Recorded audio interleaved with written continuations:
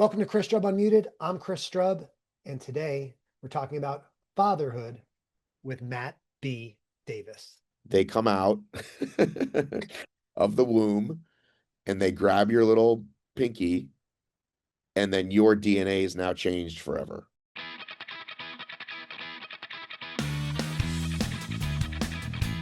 And this is Chris Strub Unmuted, a show designed for open dialogue, honest reflection, and uncensored truths about the lives that we lead. Today's episode continues our month-long season around fathers and Father's Day. Today we're talking with Matt B. Davis, founder of Hybrid Fitness Media, Mr. Atlanta, Georgia, and we're expecting him here in just a moment. His note taker is here. I'm going to grab my phone and see if we can figure out where Matt is. Matthew, welcome back to the show. Not too many multiple time guests on Chris Strub Unmuted. This time I'm going to talk to you about fatherhood and being a dad. And Okay. I know, why don't you give our listeners 30 seconds on who you are, what you're doing with Hybrid Fitness Media. I know you just got back from New York City, competing in High Rocks again. Congratulations. Looked like a lot of fun. And then I want to dive in and ask you just some pointed questions about being a dad, which I don't know how often you get to talk about that, but we're going to do it today. Yeah, I'd love to talk about being a dad. I mean, I'm sure all your listeners already heard the other amazing episode we did about High Rocks, but yeah, um, I am a journalist, a content creator. I cover this wacky world called fitness racing and obstacle racing. So most of the time is spent on hybrid fitness media. I still do a little bit on obstacle racing media. I interview athletes. I write articles. I produce podcasts. I produce videos about a very niche sport. Fun. And if you did not catch our episodes, Matt and I have interviewed each other over the last couple months after I got back from Miami Beach and went viral on his Instagram account with my stupid, desperately single sign, take a gel of my number. So, Matt, this month, this episode's coming out here in June. Father's Day is coming up in a couple weeks as we're recording this. When did you and your lovely wife decide to become parents? We were in our mid 30s when we got married. And so we knew like this wasn't going to be like, oh, let's finish college first, or let's like, there was never going to be any of that. It was probably we're going to have kids right away. And I knew I always wanted kids, but like I wasn't, some people I think are one way or the other, but I just kind of always knew, I think because I grew up with a bunch of siblings. Um, and How I many think siblings? I have three older sisters. And so I don't know, I just assumed that's what I would do. And she'd asked me obviously when to start. And I think at one point I just woke up one day and said, there is going to be no right time, which would be my one free piece of advice if anybody's thinking about it. There is no right time to get married and or have kids. Like it's now. So just go for it. And that's what we did. So here we are, you know, X amount 20 years later. No good time to do it. Um, Tell me about your kids, Matt.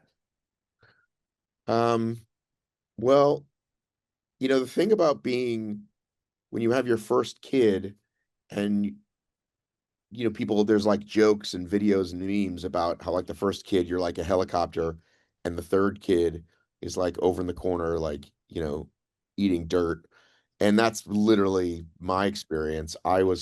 We joke about how crazy I was with Emma, who's now 19, how crazy I was. Like my wife had like given her like cut up grapes, and I like cut the grapes even more because I was so afraid of her, like they can't chew or swallow, and stuff like that. I was kind of a maniac. And then you kind of roll into it. But the thing that occurred to me the other day actually was you're you're still a first-time parent the entire time. You're never not, you know, not trying to be dramatic, and you didn't know this would happen, but Emma actually got into a car accident the other day. And, you know, there's a first time for that, right? Like her calling me and getting that call, like it's never not a new experience. But even without the dramatic part, it's like, this is there's a first time that they're, you know, 10, 8, and 3, and you've never dealt with that. And so you're dealing with that. And then there's the first time they're, 11, 9, and the next one. And you're never not figuring it out. And it's like, you kind of want to say that to them sometimes when they get mad at you, and you're just like, hey man, I'm figuring this out too. Like, like, this is what, it's an adventure every day, every month, every year. So, you see, tell me about your kids. It's like, where do we even start? You know what I mean? Because it has been like a 20-year thing. I mean, my daughter's 19. She's home from college for the first year. My son Jackson is uh 17, and he's home from high school for junior year, and I'm like up his butt to get a job. And my other son is River. He's 12, and he just crawled in bed to like nap with me, and like that's awesome that he still wants to do that. So like it's like I don't know where to even start or stop with these kids. That's crazy, man. I mean, you and I met over a decade ago now, and I remember the kids obviously were way smaller at that point, and now your daughter's 19. I mean, that must be just incredible to have an adult back in the house with you, right? Like, what's it like knowing that now you're a parent of an adult? Well, there's first of all, there's this amazing are these amazing milestones along the way. And like I remember when she was like, I don't know, like 4 and or 3, and Jackson was like 1, and you're dealing with this craziness of like a baby and like a blown out diaper, and you actually ask the older kid like, go in the other room and get me a diaper. And like literally the first time they do something for you, you're like, oh my God, division of labor, this is going to be amazing. Yeah. Um, and the older they get, the more stuff you think they might do for you, and it doesn't really work out that way. Um, but I think there's this stereotype of, because I heard somebody mention it the other day, of when the daughter comes and visits, the whole house lights up, and that's exactly what happens. Like my wife and I, like when she comes home, it's just the house is filled with love in a different way. Because when it's crazy, you're praying for it to be quiet. And I know that at some point when they're all gone, there will be a sad moment or two or 100. But certainly, I did not expect this joy that would come from her coming to visit. It's just like we're so happy when she's home again. Even though she's only like she lives 3 hours away, she's come home every couple of months. It's not like years away at sea, but yeah, having her back is pretty awesome. In your current role with Hybrid Fitness Media, and over the years as a dad, you travel a lot. So how have you balanced over the years being able to stay present with the kids while being on the road? And you go internationally and stuff. I mean, you basically live at ATL Airport right down the 85 here. So how do you balance staying present with both Stacy and the kids while being on the road so much? Well, somebody a long time ago gave me great advice, and it really is about quality over quantity if you are in a situation like that, for both parents, really. But when you're home, be present. So like turn the phone off, that kind of stuff. Which it's funny because I used to do that pretty easily, and now it would be a lot harder. Like I'm so much more addicted to my phone, or I do so much more work on my phone. Um, I am not a boomer. I am in fact Gen X, but I am the kind of person that like up until very recently, like still would look on the phone to like look at concert tickets, but then would actually get on my laptop to actually type in the credit card number, like that kind of generation. And now that, thanks to Google Pay, it's all in there. But um, the point is be present with them. So if you are at the park, don't be sitting on the phone, like, that kind of stuff, or even in the house. Um, and I have to say that I definitely can give a lesson in doing it wrong, because when I first started this job, very quickly or relatively quickly was like getting a lot of attention on my job. And, people started to get to know me, and it was like, oh, this is really nice. And I kind of was like, I'm going to go to every event because I wanted to. And, I realized that home life was suffering. And it was like, okay, I don't need to be at everything. I'm really going because I want to go. And it's time to kind of like look at some sacrifice of like, what can we afford? What events do I absolutely have to go to? Which ones can I maybe skip? Um, and now I don't think of it that way at all. It's it's never it's never a question. Like I'm pretty easily now know in my heart when it's good to go and when it's not. But I did have to make a change because I was pretty selfish. And I think, especially as men, we can definitely do this. Well, I'm doing this for the family, so get off my back. Um, and that's not always the case if we're being honest with themselves. Maybe it's because we want to break from the kids, or we like being away from home, or like whatever's happening at work that's not happening at home, which seems like a lot because it is like chaos with multiple kids in the early days. Um, and so yeah, it's about when I'm with them, being with them and giving the best of myself when I can be, which as they get older gets a lot easier because then when they're teenagers, they want to spend a lot less time with you. One thing that I've always admired about MBD is your fearlessness, right? You and I have talked about this in person, right? Like some of these events that you've gone to, you talked about like a Super Bowl media day and shit. Like you will walk up, Matt will walk up to literally anybody and initiate a conversation with them on camera, off camera. Is that something that you've tried to pass on to your kids as they've gotten older? Is that that bold sort of trait that you bring to the world? Well, it's one of these things that, we're not going to know what the heck they thought of us as parents until they're like mid 20s, maybe 30s even, right? Like what did we teach them? What have we passed on? Because my wife and I both work for ourselves, and so we hope we've passed on like some kind of an entrepreneurial spirit. And I've always said, you want to go to college? Awesome. Don't want to go to college? That's fine too. I think my wife leans a little more in that traditional have a degree just in case situation. I never thought that way, but I've said that to my son a lot. And I've said, like, you know, you're gonna have to work some crappy jobs because that's how the world works, but you can eventually like do what we've done, which is have your own path. And he's just been like, well, not everybody can do that, and like I don't, you know what I mean? Like, so I don't know if he's gotten it like yet, but you know, you call it fearlessness. Some of it's like I was just born super stubborn and just don't know any other way about how to do stuff. I mean, I think you and I share that in common a little bit. I mean, you know, I reached out to you initially because you were this guy who was like, I'm gonna go do this thing across the whole country, right?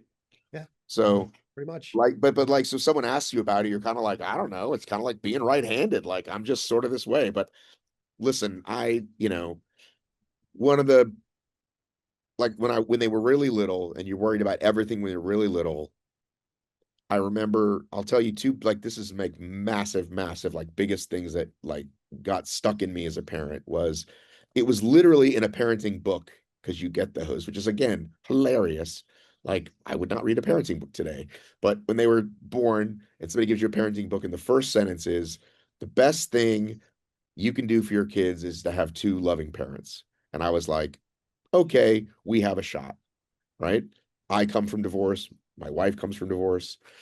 And I remember like shortly after that, we met a guy who he was he worked at recovery places for rich people. And he said, these kids have everything. Like really rich people, like princes, right? Mhm. And these kids are so broken because they don't have, and he pointed to me and my wife, they don't have what you have.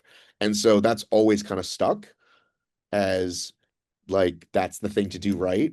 But, you know, we've done a gazillion things wrong. And all the things you say you'll not do, like too much phones, crappy food, raise your voice at them, be really impatient, like all the stuff.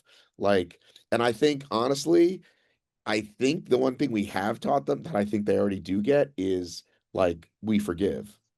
Like you don't hold a grudge. you apologize, and we move on. And, you know, my kids aren't easy. They've got, mental health issues. And, I can say right on here, as recently as this year, my youngest son, like, punched a wall and put a big hole in it. And like, I didn't even get mad because I did that. You know what I mean? I punched walls in holes in my walls when I was his age. And he felt so bad afterwards. And I just hugged him and said, listen, I get it.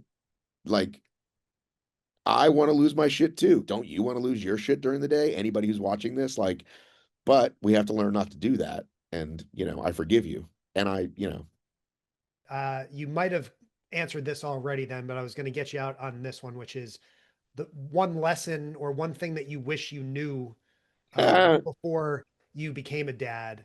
I know you probably the answer you just gave covers a lot of that, but if you got another answer, what's one thing that you wish you knew before you became a father? I mean, it's like, it's like the greatest and worst experience in the world. And there really isn't a piece of advice because you can't, it's like, the story's been told a billion times, but like they come out of the womb and they grab your little pinky, and then your DNA is now changed forever. Like I could cry now, and it's been a few years since that happened, but like that's somebody told me that would happen. I mean, you look, you check fingers and toes, you see the thing. It also changed how I view like their mom in like the best way. And then, I mean,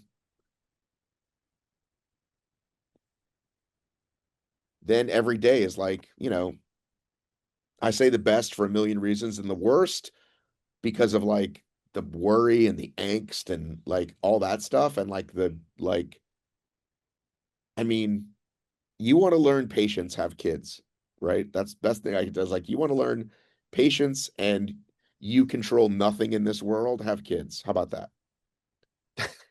That's great, dude. Yeah, I can't even go to the park and watch other people's kids like climb up on stuff or whatever. I'm like, you're gonna fall and die. Like you are going to crack your head open, and I don't even know who you are. So I don't know, man. Maybe someday on my side too. I'll have to call you 100 times again. But um, man, Matt, I really, really appreciate you taking the time. I know you're a busy guy. You had a good time in New York City. I had an Nice, amazing time in New good, York City. good result. I can tell you lots of fun stuff. I'm going back in 2 days because there's 2 weeks of High Rocks in New York because that's how insane High Rocks is. Oh, you're going back to New York. Yes. Oh, okay. Wow. All right. Cool. Well, have a great time, dude. Are you planning to be in Dallas For or High there? Rock, Yeah. not as of now. Is that your next ticket? DC and then Dallas. Okay. I DC, I'm in England, but you've got to get Nashville and or Tampa so we can because that's close to us. I just pick my High Rocks races based on where Matt's not going to be. That's Exactly. really Pretty much. that's what it is. I'm like, give me the least important ones with the smallest Instagram influencers there, right? So, um, Matt, thank you so much for taking the time.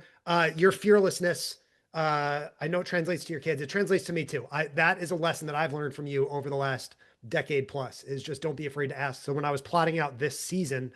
I still get nervous about asking people to be on my show or whatever. But then I look at my phone, I'm like, well, just fucking ask Matt. Like Matt'll totally do it, All right. because that's just who you are as a person. So All I right. know we've talked a bunch of times. I'm gonna say one more thing. So, because I want to honor my dad, RIP. We lost him in 2020. My dad, Joe Davis, who taught me when people say, "What's your greatest lesson your dad taught you?" And I would say, "You don't ask, you don't get." So that's a big one I live my life by. Don't ask, don't get. So go ask. Love you like a brother, Matt. Love you too. Peace out. I'll see you soon. Safe travels back to New York. All right. Thanks, buddy. Thanks for listening to Chris Strub Unmuted. Support the show by clicking like and subscribe. Keep up with me on social media at Chris Strub. Follow Matt's adventures at Hybrid Fitness Media. And remember, we are all famous to a few people.